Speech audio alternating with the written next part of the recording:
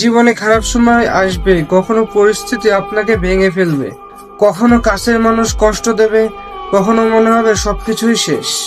কিন্তু মনে রাখবেন, খারাপ সময় কখনোই চিরস্থায়ী হয় না। আজ যে রাতটা অন্ধকার, কাল সেই রাতের পরেই সকাল। আপনার জীবনে খারাপ সময় পার করার 5টি উপায় জেনে নিন। 1 নাম্বার, ধৈর্য ধরুন। সব সমস্যার সমাধান সঙ্গে সঙ্গেই হয় না। ধৈর্য ধরলে আস্তে আস্তে সমস্যার সমাধান হবে। 2 নাম্বার, আল্লাহর উপর ভরসা রাখুন। মানুষ আপনাকে ছেড়ে যেতে পারে, কিন্তু আল্লাহ কখনোই আপনাকে ছেড়ে যাবে না। 3 নাম্বার, অতীত নিয়ে পড়ে থাকবেন না। যা চলে গেছে তা আর কখনোই ফিরবে না। 4 নাম্বার, নিজের মানুষের কাছে থাকুন।